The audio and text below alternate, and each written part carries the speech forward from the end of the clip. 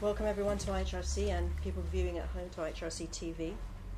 Before I introduce you to Dr. Katy Sian here, who's going to be talking about her book tonight, Unsettling Sikh and Muslim Conflict, Mistaken Identities, Forced Conversions and Post-Colonial Formations.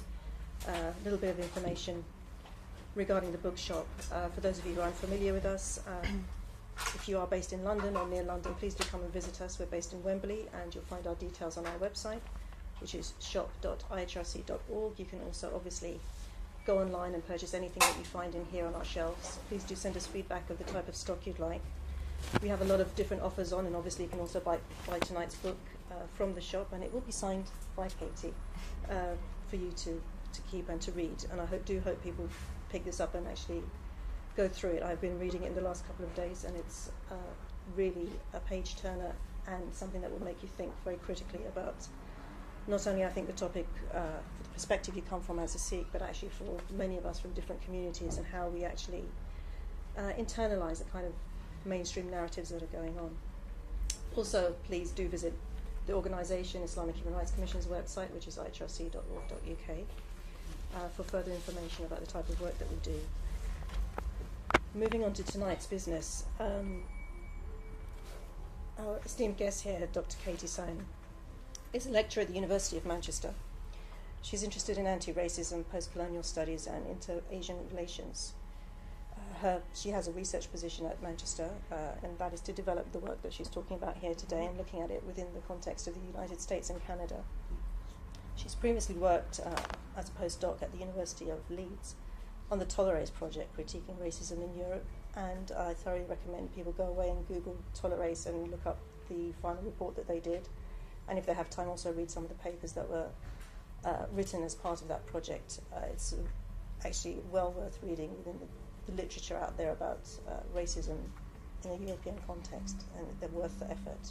So without further ado, Katy, please go ahead. Thank you. Well, first of all, thank you to Arzu and the IHRC for organising this event. It's very overwhelming to see so many familiar faces and so many new faces, so thanks for coming. It's a massive honour for me. So this book really is a bit of a puzzle, and each chapter can be seen as part of a jigsaw to tell the story really of Sikh formation in the context of the UK through their conflict with Muslims. So rather than boring you with a chapter by chapter outline, I want to try and condense some of the main arguments that the book takes up. So I want to capture the various complexities and problems that this particular case raises. So the book provides a critical investigation into the idea of Sikh and Muslim conflict in the British diaspora.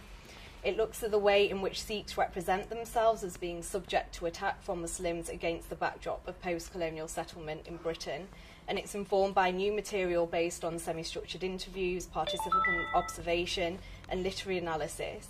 And the book can be seen as part of a developing post-colonial analysis of British ethnic minorities. In particular, it focuses upon inter-ethnic minority relations rather than relations between minority and majority communities. So the book's concerned with examining the various debates surrounding the phenomenon of Sikh and Muslim conflict to understand what this story tells us specifically about Sikh identity and Sikhness itself. So that is, how do Sikhs come into being through this particular anti-Muslim discourse? So I'm not really concerned here with uncovering a Muslim voice. For one, this conflict doesn't seem to occupy the same dominance that it does for the Sikh collective. And secondly, this really is a story of Sikh being rather than of Muslims.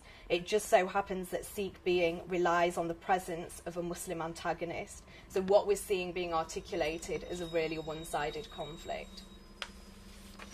So from the outset, my theoretical position is made clear, where I reject outright essentialist readings of the Sikh community, and I move to conceptualising Sikhs as a political formation, which opens up a space to conceptualise their being not as the result from pre-existing common features, but rather from the distinct articulation of diverse features. So the work situates itself within a critical post-colonial and critical race theory framework, alongside an anti-foundationalist theoretical underpinning, which is echoed throughout the course of the book. And the idea of conflict itself is obviously very central to the book. However, there are a few points I want to make about this. So typically, when conflict between ethnically marked communities is examined, we're more than often offered cultural, religious and racial explanations. So in the case of Sikhs and Muslims, it's not surprising that accounts tend to dominate are those around gang violence, religious and ethnic hatreds, or as the fight for resources in multicultural Britain. All these explanations are riddled with racialised stereotypes, assuming that there's something ingrained within the very psyches of Sikhs and Muslims which make them fight, and we see how this extends to studies of ethnic conflict generally, which mark out cultural and ethnic belongings as being enough to explain an antagonism between ethnically marked communities. These reductive analyses are rejected in this book in favour of an ontological understanding of conflict, that is, one which doesn't simply describe or explain instances of the conflict, rather one which conceptually interrogates the very notion of conflict. To help me do this, I draw upon the works of Laclau and Mouffe and Carl Schmitt's idea of the political, and the way in which conflict can only be understood as political through the formation of friends and enemies. The friend-enemy distinction is a central point of analysis for understanding Sikh and Muslim conflict in this book, as it helps reveal that at the heart of this antagonism is really a struggle for Sikh identity in the UK. So it can be argued that Sikhs occupy an ambiguous position in relation to the West, the standing of the Sikh community as defenders of British imperial rule in India and as one of the martial races helped separate them from an anti-colonial political identity. The Sikhs were both subject to the empire and in many cases enthusiastic in its service. Sikhs and their affiliation with Britain and the British Empire can as such be seen as quite complex. The incorporation of Sikhs into the British imperialist apparatus facilitated migration in the wake of the Second World War and associated reconstruction labour shortages. Following the collapse of British colonialism and India's independence of 1947, many Sikhs migrated and settled in the UK. However, the Sikh community was soon to learn that they were not necessarily welcomed with open arms despite their long service and loyalty. In the early phases of migration, for example, Sikh men often found it easier to get employed if they took off their turbans. But in 1959, when a Sikh was banned from wearing his turban in the workplace, the issue became political, as the Sikh community launched a number of campaigns and protests to gain the right to wear turbans at work. This context unravelled an unresolved association with Sikhs and the colonial and anti-colonial. As a consequence, the West is neither totally other to Sikhs, nor are they the same as the West. So in post-colonial Britain, where this story takes place, the effort to negotiate this position has seen the development of what I call a Sikh Islamophobia, which attempts to write a Western character of the Sikh community by differentiating themselves in radical ways from the Muslim community. The project to locate Sikh communities around a Western pole implies the construction of a new Sikh identity. This construction, however, is currently dependent on a version of Islamophobia. In order to understand this, it's important to examine two major periods of intense Sikh-Muslim hostility which this book explores, including firstly Mughal confrontation with early Sikhism, and secondly violence associated with partition of 1947. For Sikhs, these episodes are total and thus affect all of the community, whereas for Muslims, these conflicts only affected a section of the global Islamic order.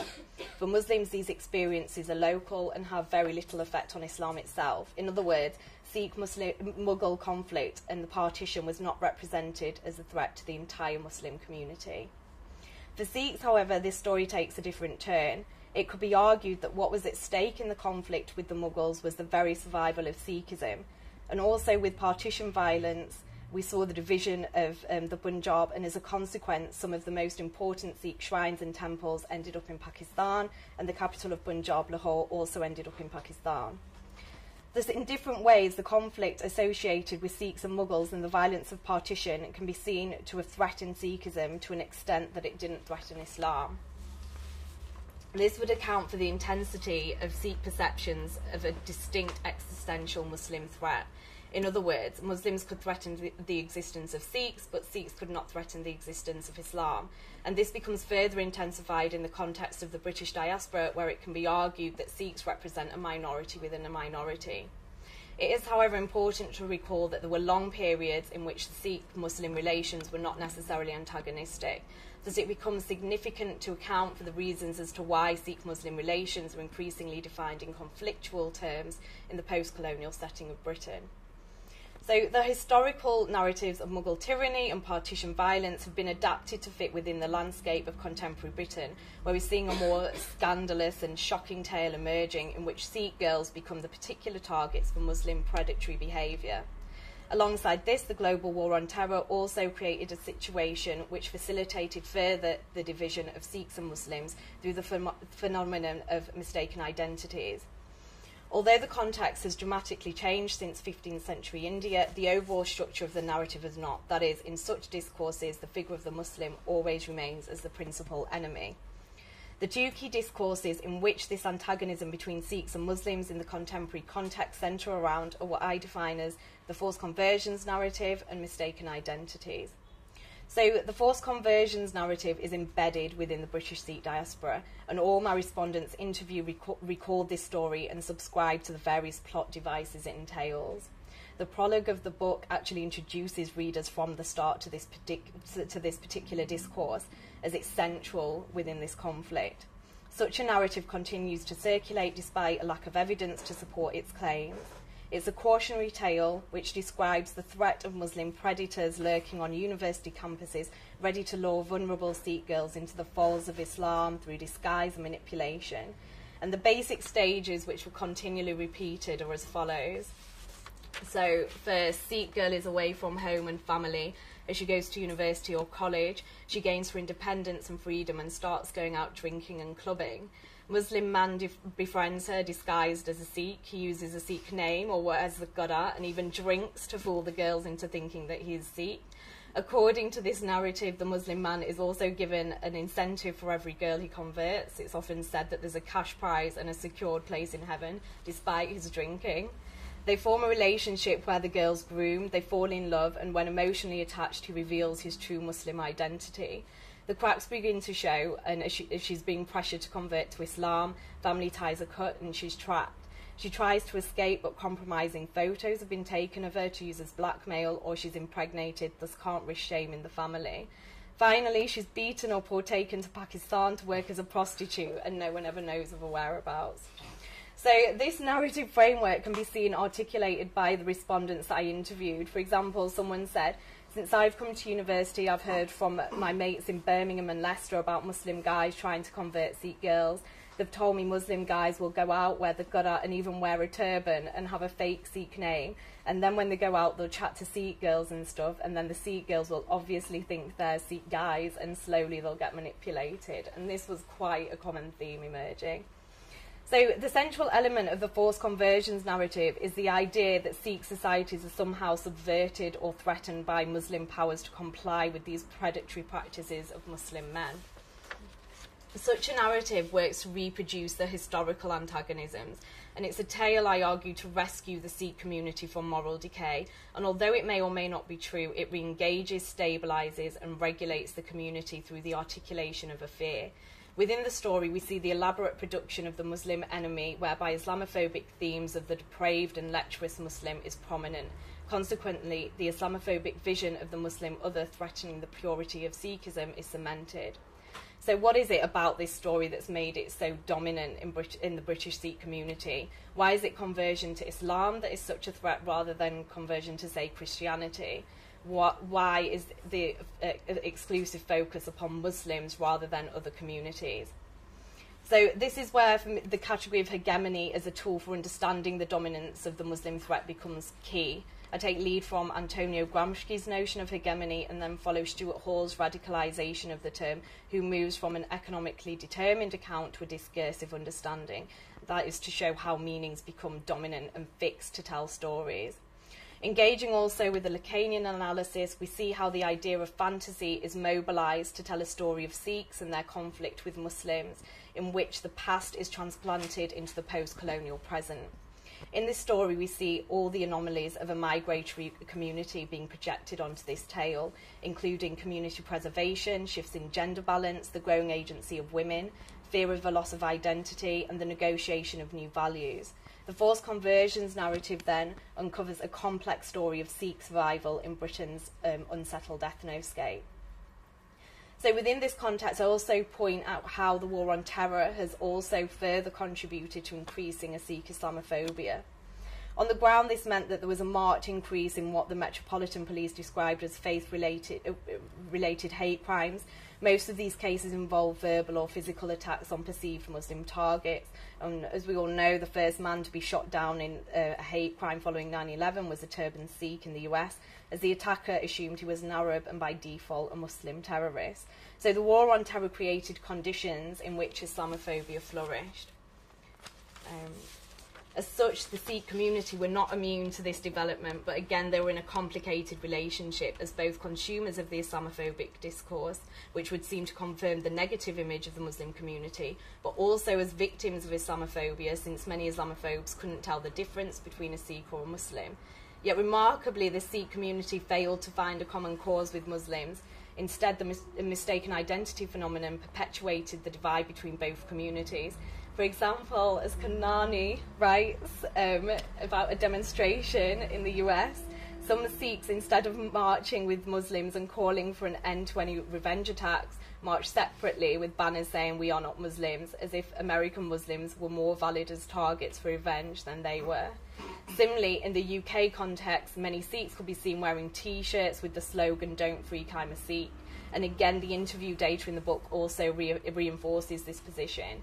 For example, someone said, Sikhs have come to Britain and made an effort to integrate within the culture. Sikhs have worked hard in Britain, they are very educated and are doing very well for themselves. We haven't caused any problems in Britain. We've just come here and worked hard and got along with everyone. So when Muslims who don't work as hard or contribute merely as much as us come over here and carry out acts of terrorism and then we receive the backlash, this makes us very resentful and angry towards Muslims, because why should all our efforts be squashed because of their actions? So this illustrates the way in which the dominant Sikh discourse has attempted to articulate a position in which Sikh interests, that is not to be confused with Muslims, are seen to be more important than the general principles of racial equality and justice, that is the exclusionary and discriminating nature of the disciplining of ethnic minorities. As such, it can be argued that the Sikh community naturalises Islamophobia rather than contributes to its questioning. The absence of irony within this dominant discourse facilitates its absorption within the framework of coloniality. So to elaborate, Sikhs are on the whole regarded as an example par excellence of successfully integrated ethnically marked populations, and this is confirmed by various socio-economic indicators including high educational achievement, high rates of home ownership and high rates of employment. And this is contrasted with Muslims, who are often constructed in opposite terms, that is, they exemplify an unassimilated ethnically marked community whose poorer housing conditions and poorer educational attainment demonstrates their membership to a troublesome underclass. So this contrast between Sikhs on the one hand and Muslims on the other has opened up the space for the enunciation of a separate Sikh identity, which increasingly aligns itself with the majority community. Such a process of ethnic marking enables Sikhs to assimilate into the majority community and also facilitates the narration of a Western character in the project to locate themselves as an unmarked, westernised community. This is achieved firstly by adopting the various Western tropes of modernity, liberation and agency, and secondly by continually differentiating themselves with the ethnically marked, non-Western community that comes typically through the figure of the Muslim.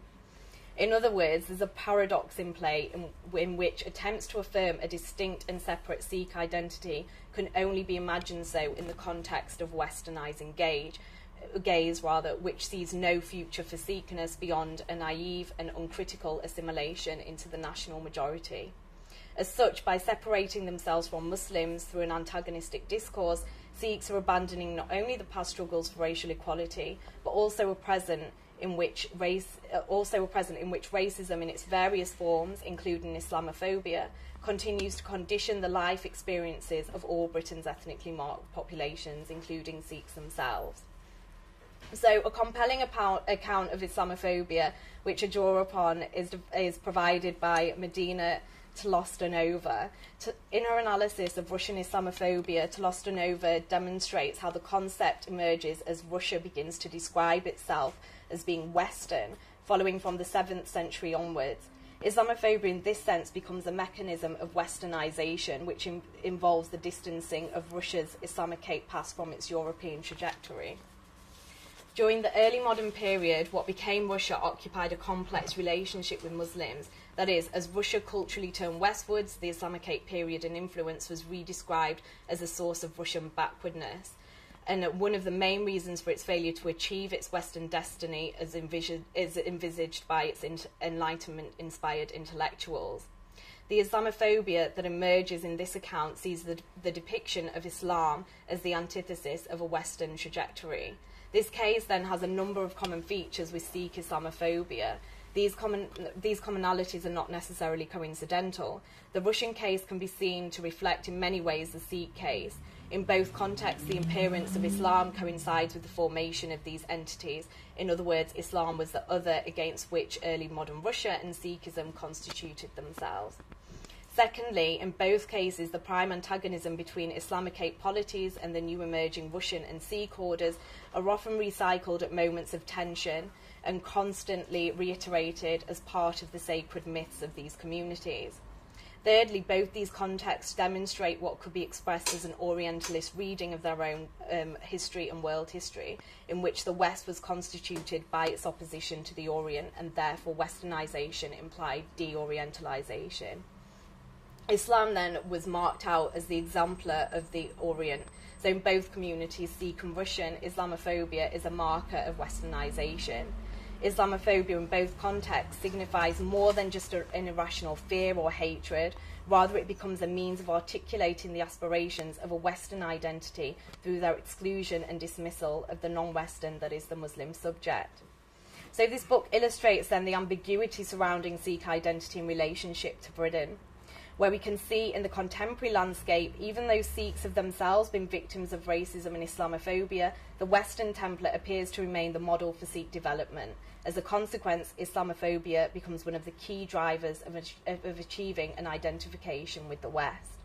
Although historically this distinction between Sikhs and Muslims is not necessarily novel, against the Anglo-British backdrop, such an effort to illustrate this difference has been enforced to a much greater extent and has become more prominent within the current climate, as reflected primarily. So within this context, I also point out how the war on terror has also further contributed to increasing a Sikh Islamophobia. On the ground, this meant that there was a marked increase in what the Metropolitan Police described as faith-related hate crimes. Most of these cases involve verbal or physical attacks on perceived Muslim targets. As we all know, the first man to be shot down in a hate crime following 9/11 was a turban Sikh in the US, as the attacker assumed he was an Arab and by default a Muslim terrorist. So the war on terror created conditions in which Islamophobia flourished. As such, the Sikh community were not immune to this development, but again they were in a complicated relationship as both consumers of the Islamophobic discourse, which would seem to confirm the negative image of the Muslim community, but also as victims of Islamophobia, since many Islamophobes couldn't tell the difference between a Sikh or a Muslim. Yet remarkably, the Sikh community failed to find a common cause with Muslims. Instead, the mistaken identity phenomenon perpetuated the divide between both communities. For example, as Kanani writes about a demonstration in the US, some Sikhs, instead of marching with Muslims and calling for an end to any revenge attacks, marched separately with banners saying "We are not Muslims," as if American Muslims were more valid as targets for revenge than they were. Similarly, in the UK context, many Sikhs could be seen wearing T-shirts with the slogan "Don't freak, I'm a Sikh." And again, the interview data in the book also reinforces this position. For example, someone said, Sikhs have come to Britain and made an effort to integrate within the culture. Sikhs have worked hard in Britain, they are very educated and are doing very well for themselves. We haven't caused any problems in Britain. We've just come here and worked hard and got along with everyone. So when Muslims who don't work as hard or contribute merely as much as us come over here and carry out acts of terrorism and then we receive the backlash, this makes us very resentful and angry towards Muslims, because why should all our efforts be squashed because of their actions? So this illustrates the way in which the dominant Sikh discourse has attempted to articulate a position in which Sikh interests, that is not to be confused with Muslims, are seen to be more important than the general principles of racial equality and justice, that is the exclusionary and discriminating nature of the disciplining of ethnic minorities. As such, it can be argued that the Sikh community naturalises Islamophobia rather than contributes to its questioning. The absence of irony within this dominant discourse facilitates its absorption within the framework of coloniality.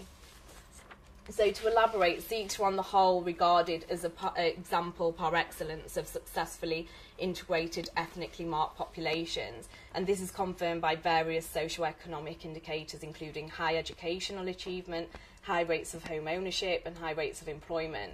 And this is contrasted with Muslims, who are often constructed in opposite terms, that is, they exemplify an unassimilated ethnically marked community whose poorer housing conditions and poorer educational attainment demonstrates their membership to a troublesome underclass.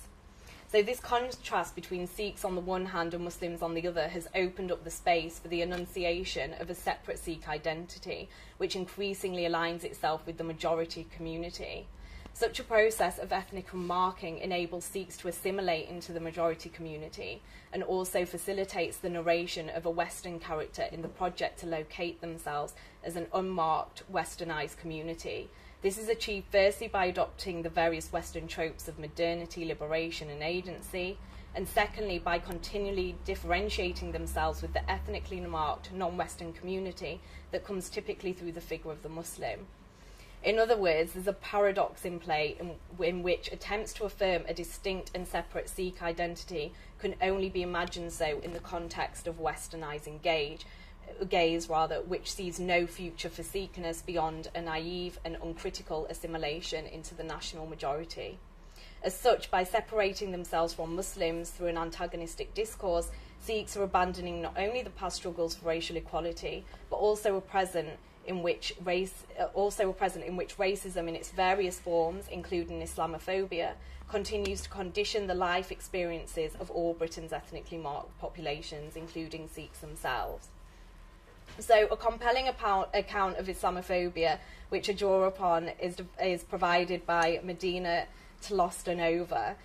In her analysis of Russian Islamophobia, Tolostanova demonstrates how the concept emerges as Russia begins to describe itself as being Western, following from the 7th century onwards. Islamophobia in this sense becomes a mechanism of westernization, which involves the distancing of Russia's Islamicate past from its European trajectory. During the early modern period, what became Russia occupied a complex relationship with Muslims. That is, as Russia culturally turned westwards, the Islamicate period and influence was redescribed as a source of Russian backwardness. And one of the main reasons for its failure to achieve its Western destiny is envisaged by its Enlightenment-inspired intellectuals. The Islamophobia that emerges in this account sees the depiction of Islam as the antithesis of a Western trajectory. This case then has a number of common features with Sikh Islamophobia. These commonalities are not necessarily coincidental. The Russian case can be seen to reflect in many ways the Sikh case. In both contexts, the appearance of Islam coincides with the formation of these entities. In other words, Islam was the other against which early modern Russia and Sikhism constituted themselves. Secondly, in both cases, the prime antagonism between Islamicate polities and the new emerging Russian and Sikh orders are often recycled at moments of tension and constantly reiterated as part of the sacred myths of these communities. Thirdly, both these contexts demonstrate what could be expressed as an Orientalist reading of their own history and world history, in which the West was constituted by its opposition to the Orient, and therefore Westernization implied de-Orientalization. Islam then was marked out as the exemplar of the Orient. So in both communities, Sikh and Russian, Islamophobia is a marker of Westernization. Islamophobia in both contexts signifies more than just an irrational fear or hatred. Rather, it becomes a means of articulating the aspirations of a Western identity through their exclusion and dismissal of the non-Western, that is, the Muslim subject. So this book illustrates then the ambiguity surrounding Sikh identity in relationship to Britain, where we can see in the contemporary landscape, even though Sikhs have themselves been victims of racism and Islamophobia, the Western template appears to remain the model for Sikh development. As a consequence, Islamophobia becomes one of the key drivers of achieving an identification with the West. Although historically this distinction between Sikhs and Muslims is not necessarily novel, against the Anglo-British backdrop, such an effort to illustrate this difference has been enforced to a much greater extent and has become more prominent within the current climate, as reflected primarily through the forced conversions narrative and subsequently the war on terror. So as a result, Sikhs appear to have adopted the racial pathologies which are widely embedded within Western discourse to identify themselves in opposition to Muslims, the us and them. And it's within this oppositional binary that the frontiers have been forged to divide the friends from the enemies. But at the end of the book, however, I hope at least there's a degree of optimism offered. I argue there's no necessary reason why a Sikh subject position could not be articulated in a way in which Islamophobia would be absent or at least marginal. That is, the current narrative doesn't have to be the future of the Sikh community. It's possible to imagine different ways of being Sikh. And without giving too much away, I advocate a decolonial Sikh identity. It can be argued that the conjunction between the diasporic and post-colonial condition undermines the dominant discourse and opens up the space for other ways of thinking about Sikh identities. The earlier struggles, for example, that have helped to establish a distinct Sikh identity in the context of British race relations legislation often implied a politicisation which didn't portray Sikhs as a compliant, law-abiding community. So in the choice between nation and faith, Sikhs were willing to say that they'd disobey national laws so that they could obey the scriptural injunctions of Sikhism, for example, the right to wear the turban, and so on. This determination to be Sikhs in the UK meant the denaturalisation of the Anglo-centric hegemonic order which instituted Britain's ethnoscapes. In these struggles and mobilisations, one can see the fragments of the decolonial. What I argue that's required is a narrative that stitches these fragments together and provides a vision of Sikh identity which is critically and politically conscious. Only the development of such a common sense within Sikh communities can guarantee the future of a distinct presence or identity. These struggles provide a glimmer of hope of a Sikh identity which does not have to go through the detours of Islamophobia. The decolonial vision of Sikhness offers the promise of a self-confident community able to confront its problems, securing the knowledge that breaking the chains of coloniality would reinforce rather than undermine its future. The Sikh community in Britain, I argue and firmly believe, has the potential to articulate this decolonial version of Sikh identity. Time will tell if they take up the challenge and promise of decolonisation. And I'll leave it there. Thank you.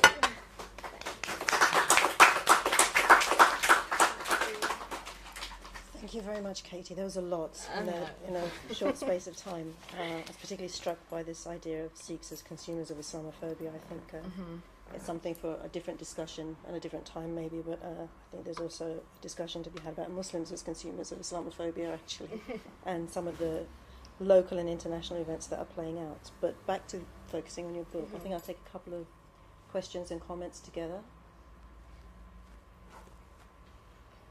There's two over here. If you wait for the mic to be passed to you before you speak.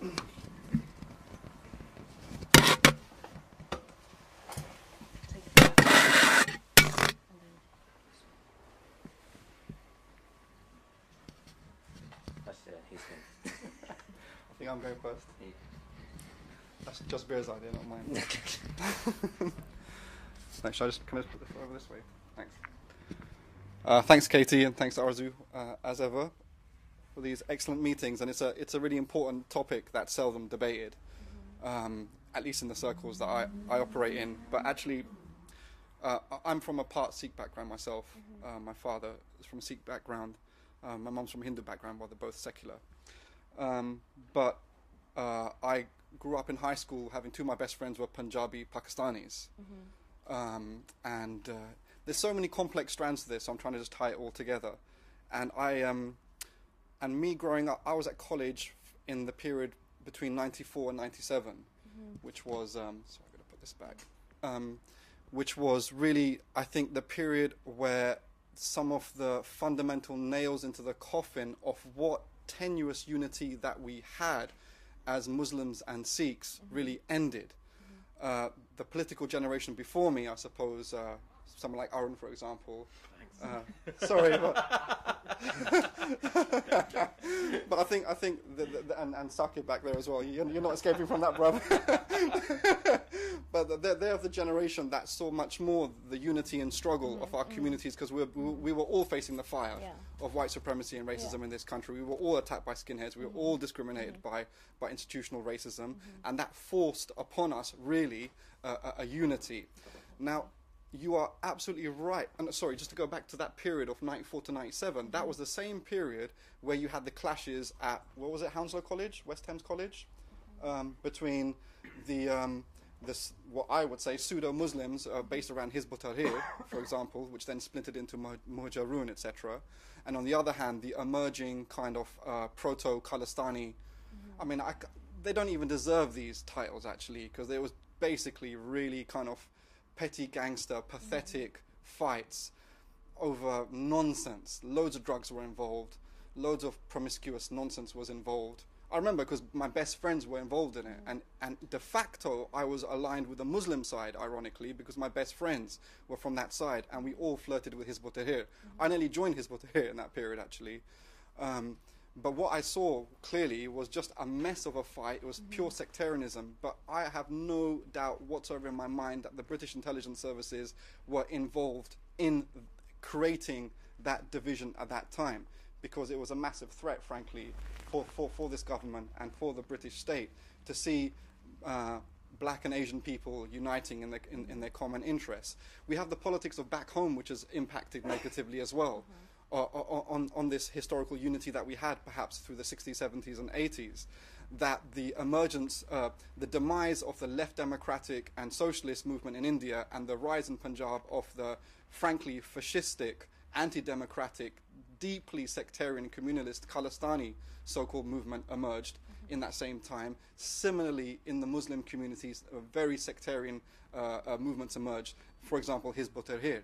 And so the political developments in the homeland, which also is connected to the struggle against neo-colonialism, actually, or the weakening of the struggle of against neo-colonialism, had a direct impact on our sensibilities and understanding in that. I mean, so these are some of the things, but I'd like to finish off by saying, while it's true that sectarianism within the Sikh community is growing, and basically de facto has some hegemonic leadership in the Sikh community, we also have to recognize, I'm not support the Labour Party, I've never have been, but all black and Asian people are still concentrated as Labour Party supporters.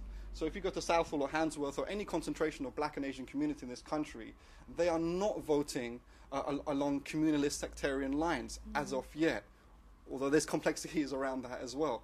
So the point I'm making is that still the political power, if we have any in this country, is still predicated on some weak and tenuous, but it exists, some reality of political alliance potentially and in actuality.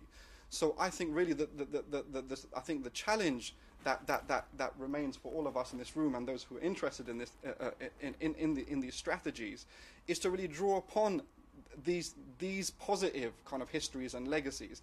And also, I mean, from being from the Sikh community, I'm quite harsh and confrontational about those Sikhs who are house slaves, essentially, who have a colonial mentality, that they must understand that their reality and life and existence and whatever semblance of freedom and democratic right they have is based upon the national struggle of South Asians against British colonialism, one. Two, that then those revolutionaries came to the West from the Ghadar movement, for example, which was a majority Sikh membership movement, which is a revolutionary nationalist movement of Punjabis, that they came to Canada, the United States, and to West Europe. And also it's predicated on the resistance of our people.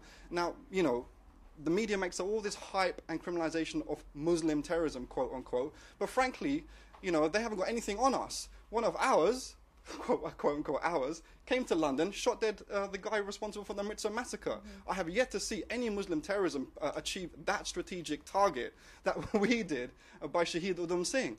Who's Shahid? You know, Shahid Udham Singh is our great martyr who has been actually now snatched away, or there's attempt to snatch away from the mad sectarians of the Khalistani movement. Similarly, Shahid Azam Bhagat Singh, our greatest martyr from undivided Punjab, was again a revolutionary nationalist and socialist or anarchist or whatever. So we have a lot of very positive history to draw upon and to reclaim back that which has been co-opted by these nefarious forces in our community. So that's some of the things I wanted to put out there.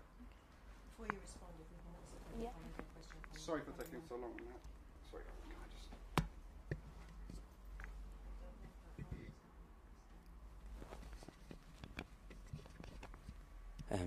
Thank you for your talk, it's brilliant. So just to reclaim it's Mohammed Azad Singh as well, just to reclaim the saying. That's right.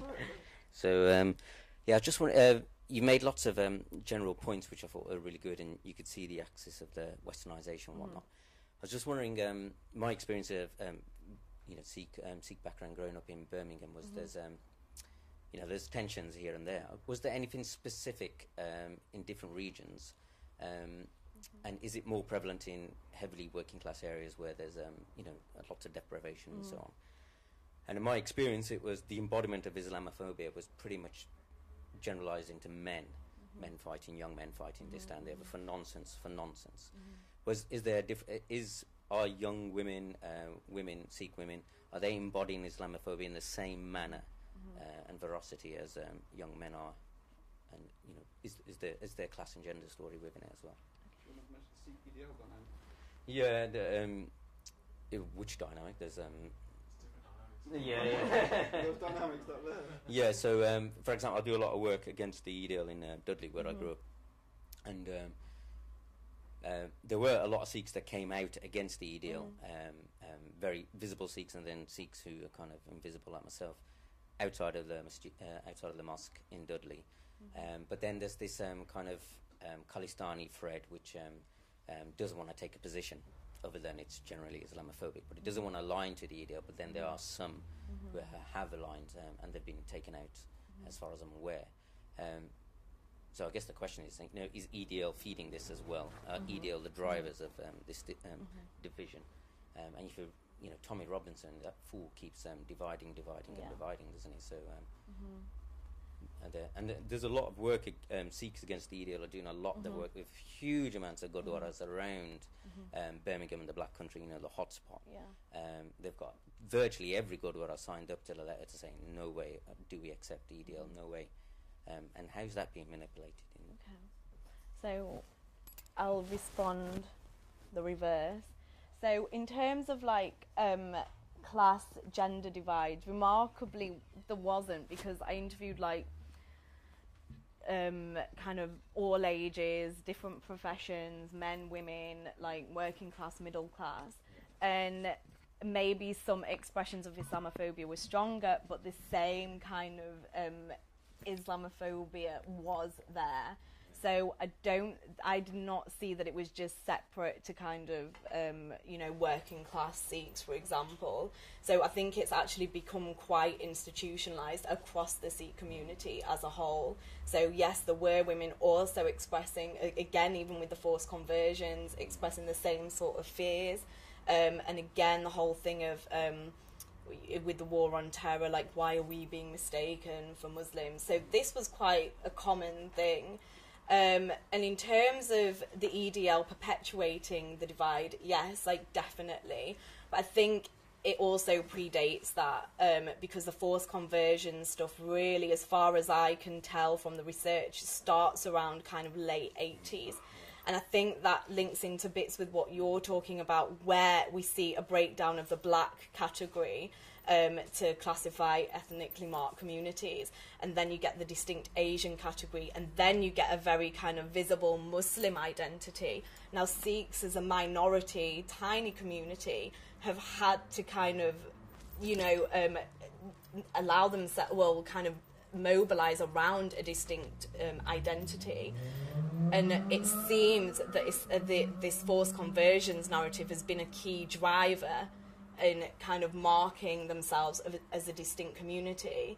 And what is still remarkable to me is the whole thing of, like you were saying, when kind of early migration, there was all the racism that all of us had to put up with. And now when you're looking at what's going on with the war on terror, we were also kind of subject to being terrorists as well, after 1984, like you were saying. But there's no common grounding there. There's nothing like, we've had it, let's kind of all unite together. And I think that's a really sad thing. But then I think the organisations like Sikhs Against the EDL, there's Faith Matters who are doing kind of the inter-dialogue stuff.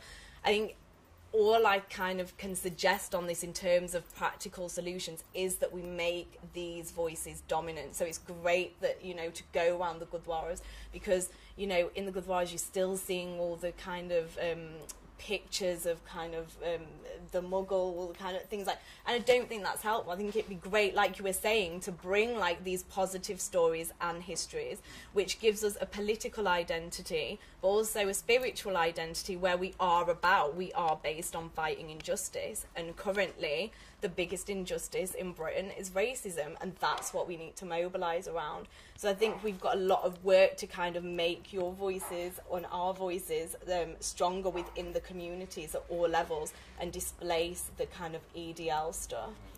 Yeah. Some more questions?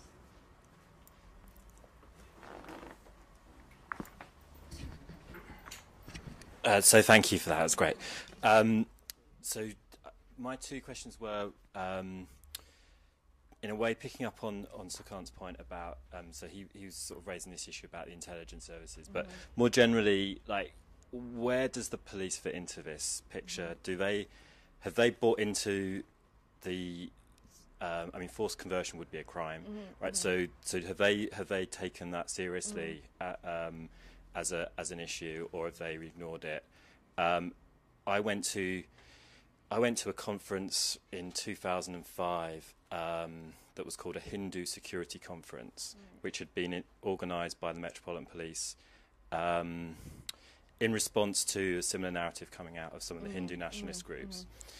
And the police, so you had, I think, the second in command of the Metropolitan Police there and a government minister there with about 200 people who were activists with, you know, like the HSS, these Hindu nationalist groups. And so they seem to have, you know, I mean, it would be great to get that kind of level of seniority to turn up with complaints about racist violence, right? But so just this rumour of forced conversion seemed to produce this massive response. And what they did at this conference was show Al-Qaeda videos, right? So what the hell is going on there? Well, when you go to the little meetings, this is about the police seeing this network of Hindu nationalists as a potential ally in counter-terrorism, right? And so I wondered if you could speak about the police and if that was a part of your research. And then the second thing is it's from my limited knowledge, it seems like in the US the story is interestingly different, where it seems like at least at the leadership level in the US, the various Sikh organisations have been very good about saying, you know, not buying into the mistaken identity narrative and actually saying, we stand with our Muslim brothers and sisters, opposing all kinds of attacks on any of us, so I wondered if you'd reflected on that and what, you know, why that might have played out slightly differently. Okay, so are we taking more questions? Do these two. All right. So, okay, in relation to the police, I actually went to a similar Sikh security meeting, and it was the exact same sort of thing. It was very official and things like that. And actually, even before the whole meeting took place, this was kind of after the Mumbai bombings, and that was kind of the topic of conversation. And it was quite perplexing to me because it seemed to me that it was going to be about kind of Sikh issues in the community, things like that. And it was all focused on this blog, Sikh for a Week, and, you know, the forced conversion stuff, basically. And I was there, and it was just, you know, again, repeating these Islamophobic discourses. And actually, one of the police guys told me that after 5 years of following the investigations and these claims, not one had been true. Yeah. Also, this kind of can be also seen in Kerala, actually, where it's kind of called Love Jihad. And in 2009, the police have closed all investigations because, again, there's no evidence. So I found no evidence of this whatsoever. Also, Manchester Metropolitan Police, same story, yeah? So there's never any evidence. And even in the book and from the interviews, it's always hearsay. It's a friend of a friend of a friend. So if it's happening, people need to kind of report this. I mean, I think I heard or saw on maybe one website that it was the figures of Sikh women being shipped off to brothels in Pakistan ranged from 20 to 50,000 Sikhs, yeah? And that's a big chunk of our community going missing in the UK, right?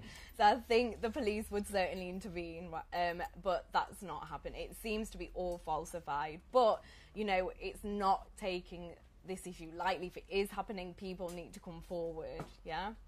And then in relation to, just repeat the second part, the US, I'm actually, like, my next research project is going to be looking at this in the US and Canada, because I want to see, like, how it plays out in these different places, and I'm starting that in September. And I'm surprised, actually, that you're saying it does take a different turn, because there were, like you was saying, like, there were the demonstrations where it was we are Sikh, not Muslim type thing. But I think the biggest change for me actually was with Wisconsin, what happened in Wisconsin. That was the first time that I did see kind of Muslims with banners saying we're Sikhs, and the same with kind of, so you're seeing a unity there. So that's nice to see a complete displacement of that. So it'd be interesting to see why. And I think the US will be very interesting, because I think there's a whole different politics there in terms of you've got a massive Gora Sikh convert community, and I wonder how far they subscribe to it and how far they don't. So yeah, it's something that I'm excited to kind of look at, definitely. So I'll keep you updated. Yeah. So there's one there. Do you have a question? Can we take one from here and then from here?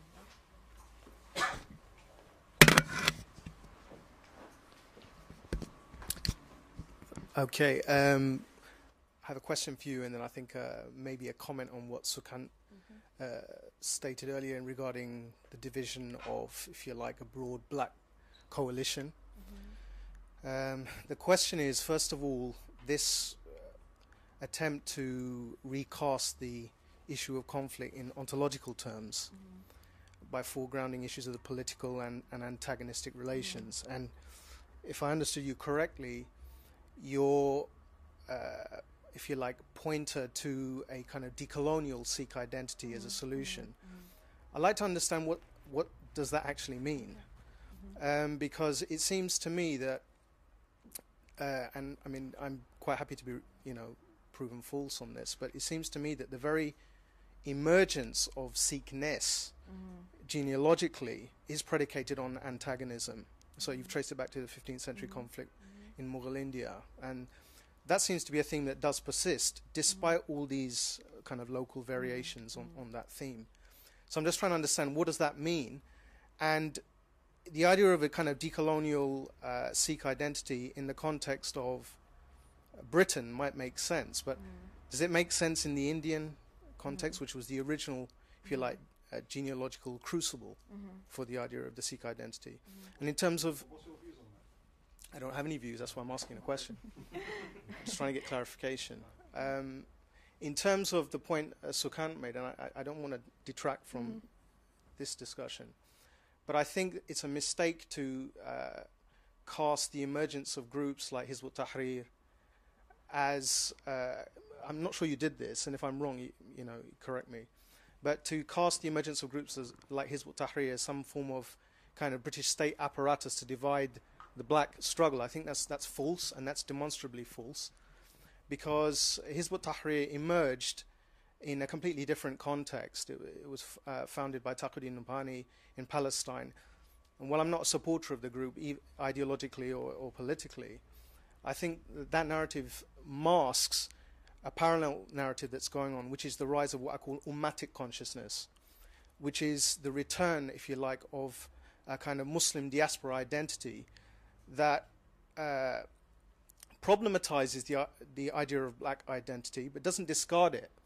Because one possible genealogy for the notion of blackness traces it back to events that took place at the end of the 15th century in Europe, 1492 being the kind of key point, and the figure of the black Moor, the Muslim as black, the Muslim as Moor. So blackness and Islam are kind of correlated in historical or European imagination. So I think, I mean, we could debate about this, but I think that you presented too simplistic a kind of narrative there. But my question stands. Thank you.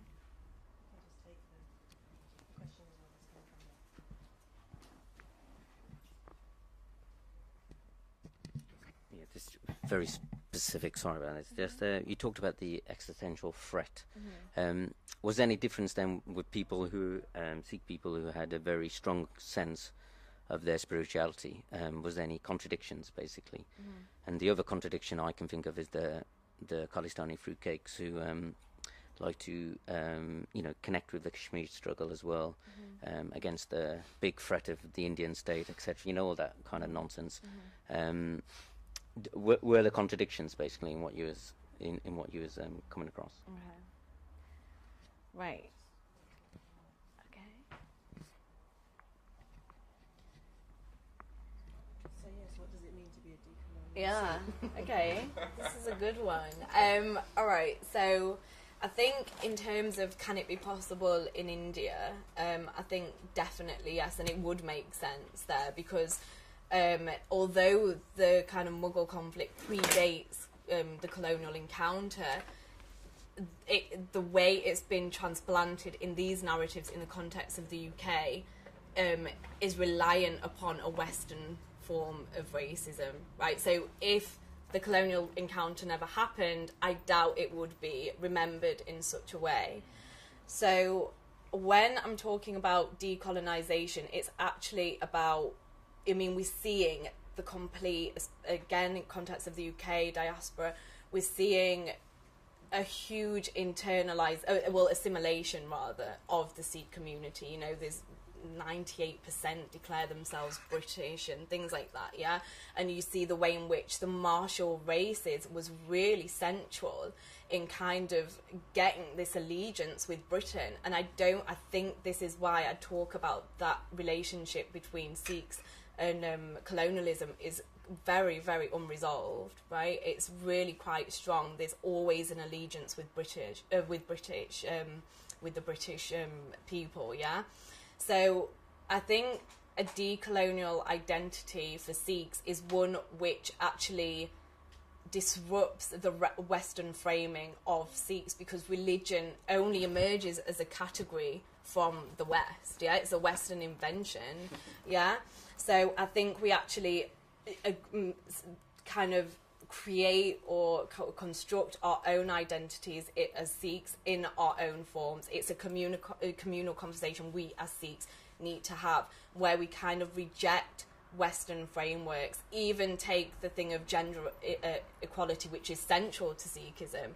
We don't need a Western template of what kind of gender equality is. Yeah, so I think it's about disrupting the Western categories, and that for me is what decolonisation is about, because that's emancipation from Western frames. Yeah, we articulate our own selves and have a degree of agency. We'll have a whole lot of agency in our very being. Yeah. And in terms of, you have to remind me, the contradictions. Okay. So I mean, yeah, there was the thing throughout the whole thing that is the biggest. There is a contradiction, and I think it's a paradox where, on the one hand, as Sikhs, the guiding principles are all about injustice, equality, things like that, which is not necessarily unique to Sikhism. You know, all religions are premised on that. So actually, kind of subscribing to Islamophobia really does make no sense, and I think this is why I can't break this argument away from the influence of colonial rule, because I think with the invention of racism through the imperial project, we have been complicit and subscribed to a lot of that. Question over here.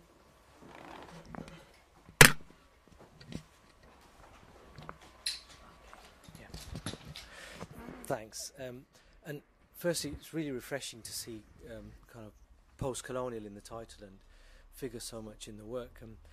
And that's probably one of my questions is, I mean, kind of like, how effective and relevant is it still to talk about the experience of Black and Asian communities in the sort of, through the language of the post-colonial?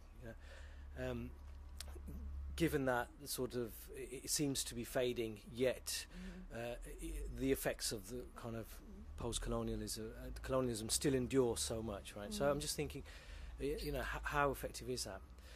And then secondly, just what you said about decolonisation, and can you decouple the sort of Sikh experience, given the kind of tradition and the history and the timing of the Sikh faith coming about with colonialism, and how can you talk about a decolonial response given that sort of historical kind of parallel? And then just finally, when you talked about the sort of moral dilemmas within the Sikh community, and I find that fascinating because, I mean, I live in Birmingham and I've been doing some research along the Soho Road in Handsworth, and you can't miss the sort of prominence of the Sikh Gurdwaras, and particularly the sort of the Nishkam Centre, and how it's blossomed from being a small community enterprise to now having the first free school in the city, etc.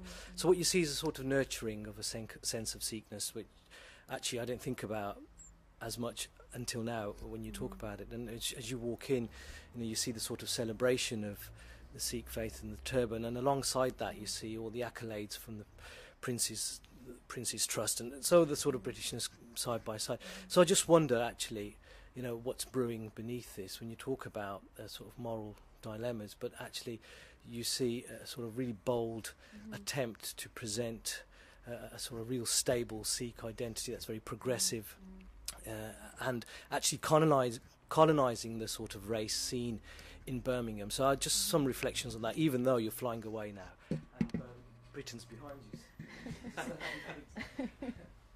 I mean, on your last point, I think, these are exactly the things, like, again, Sikhs against the EDL, these are the things that need to be dominant. And at the moment, I really don't believe they are. And it's great to see that they are on the margins. And I think that's what we need to do, is centralise these voices.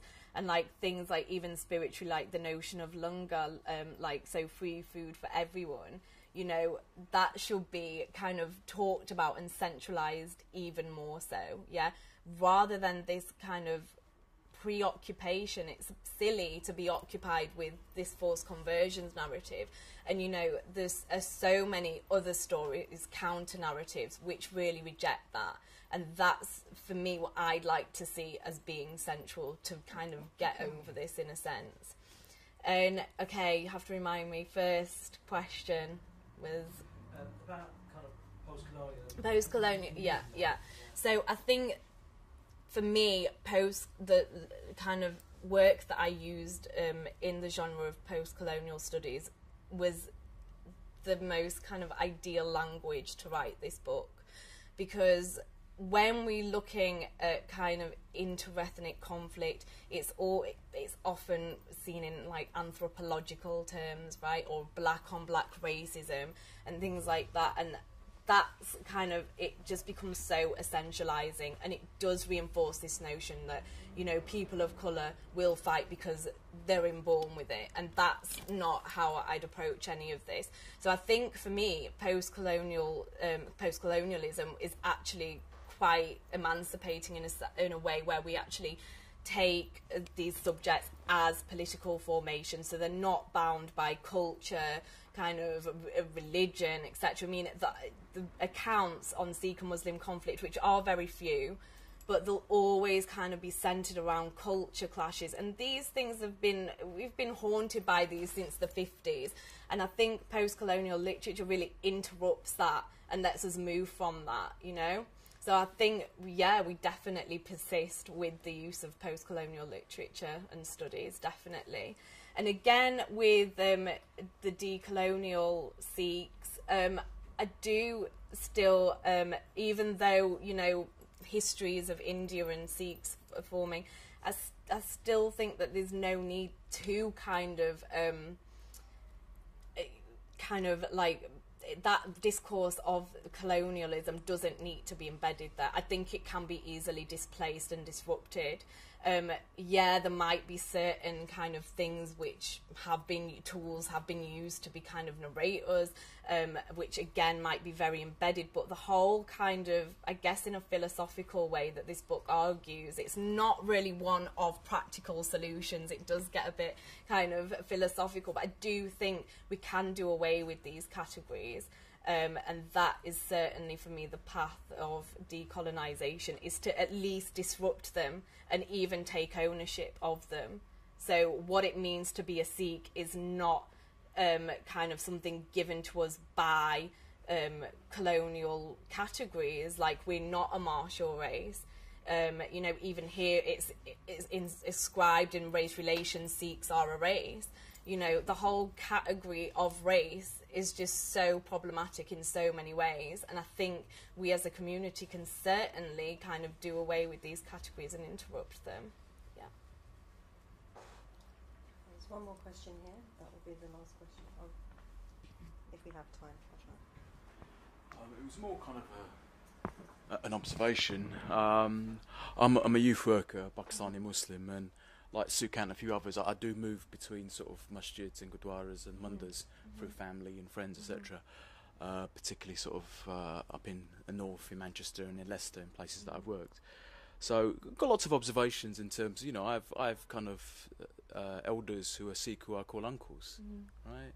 And so talking to them and getting sort of, you know, getting it from an anecdotal point of view, from a community point of view, I hear exactly what you're kind of saying, in that, you know, maybe 5, 10, 15 years ago, the reception would have been warmer, and it's different, it's colder, right?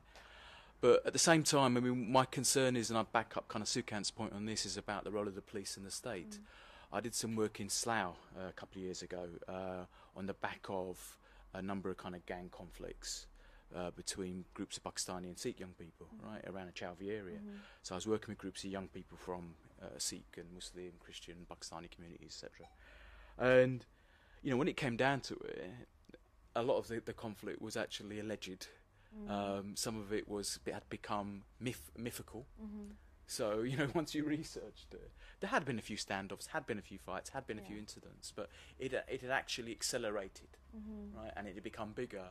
And on the back of it, people got jobs and work. It became a construct, right, in Slough. And that construct then spread to other places as well, and people got jobs and stuff.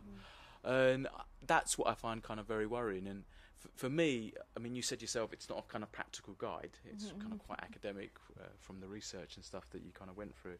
But I do think there's some learning there. And sort of the observation I'd have is that it's very important that we do start to get that kind of inter-community, interfaith conversations going. I'm not impressed by the interfaith constructs, right? Because I just think going from one place to another and eating people's food and stuff is a lot of bollocks, really. But okay, I know, one level, yeah. But it's just, what's really needed is the engagement with young people. Yeah. You know, one of my observations is 5-10 years ago, if I asked a young Pakistani person where they're from, they would have said their village from back home, or they would have said where they are from London or Manchester, Leicester. Now they say they're Muslim. If I was to ask a Sikh young person, the first thing they'd say, perhaps more now, whether they're from Wolverhampton or whatever, is that I'm Sikh. And those faith identities have come to the fore. And in some ways, I don't find that problematic. You know, people should be proud of who they are. But on another level, I do. And you know, I came through the Asian youth movement, so that kind of Sukan's comment at the beginning about age and stuff, in the middle of the 80s. So that was the last few years of the AYMs, the Asian youth movement, and youth clubs and youth projects being set up, and there was a lot of unity, right? The IWAs and the PWAs weren't really for young people, right? They were just for their elders and uncles and all that. We didn't want to know that, right? We didn't really want to know faith institutions either, but the youth projects, the youth clubs were spaces that young people could come together. I don't see that anymore. I don't see that kind of levels of engagement between groups of Sikh, Hindu and Muslim young people. So, you know, if in the absence of that, it becomes very difficult to be able to control that agenda and challenge some of the things that yourself and Arun have been talking about. Thanks.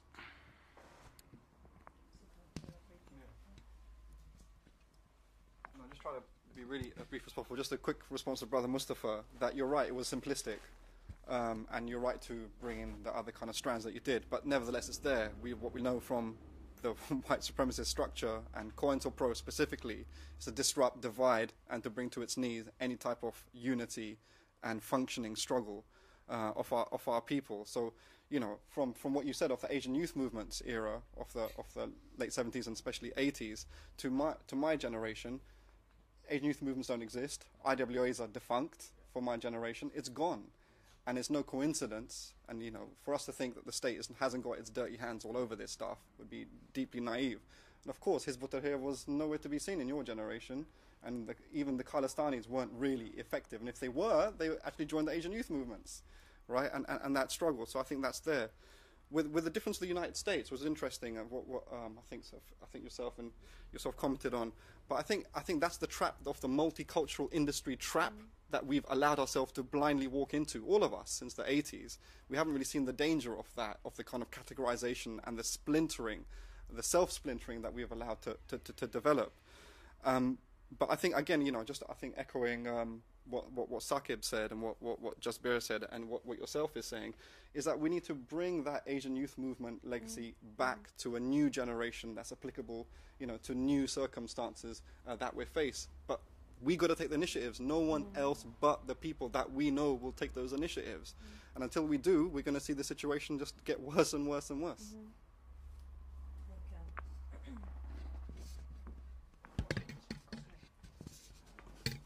Before I pass it to you, it's probably worth mentioning that the Hizb ut-Tahrir, you're talking about the 1990s, the Hizb ut-Tahrir are now kind of completely different organisations. So you're talking about what is now Muhajirun and Abu Bakr Muhammad and so on. For those who don't know, before you respond, I just wanted to put one final sort of thought or question in. And I'm speaking as a person who also conducts interviews and does research, and I'm quite famous for getting quite cynical and depressed about what I hear. And I just wondered, through all the interviews that you did, really, did you find some decolonial voices or something that was something to give hope, if you like? And if yes or if no, but where do you find hope, and where do you get the inspiration from? Okay. So, in relation to kind of Asian youth movement and things like that, yeah, I totally agree with you. And I think that this, actually from the Tolerance Project as well, represents a wider problem if we're looking at Britain in terms of ethnically marked communities as a whole. So you are seeing a lot of naive, uncritical assimilation. And these projects since the 80s, where we had huge mobilisation around anti-racism politics, has completely depleted, and that's what we found in our research, and those voices have been lost. So whether it's in the Afro-Caribbean community, Sikh community, Hindu community, there is definitely a loss of politicisation. And I think this is reflected in terms of policies. Nowadays, race is simply off the agenda. It's something we did in the 80s. And this is really reflective of what we call like a post-racial condition. Everyone's happy now, So I do see that as a massive problem. And I think it is, again, what you were saying, it's only us that can do it in our communities. And I think this starts from a very young age. So in terms of what's going on with the Sikh community, you know, we should have in the Gurdwaras exactly your voices from Sikhs Against the EDL. These should be ingrained in our kind of children for the next generation. It's these voices that we want to hear. And I do think it is about really creating a black political identity again that's very self-aware and that will mobilise and not just kind of lay back and think, oh, well, things are actually good, because they're really not. The face of kind of racism in the context of the UK is pretty dire. But moving to, so that was my cynicism, but I do remain an optimist, and there were no kind of decolonial voices, unfortunately, but I do think they are out there. And again, to bring up Sikhs Against the EDL, the Turban campaign, there are those voices there. So that's why I remain hopeful, because I do think that we can make these voices central, and we can, as Sikhs, mobilise to actually kind of continue this path of decolonisation, because we have seen, like, our brothers with the Turban campaign, things like that, riots in the 1950s, there was mass mobilisations, and even now around wearing the Qur'an, for example, we do kind of mobilise when we have to. And I think these give me hope that we've got it in us, that we can continue to kind of be ourselves as Sikhs, instead of kind of obeying the kind of nation as such, and we actually articulate ourselves as decolonial. Okay, sorry, somebody naughtily is putting their hand up for a question, but unfortunately we don't have time anymore. Katy, thank you very much. Thank you. You've given us a lot to think about, and for those of us who are not Sikh,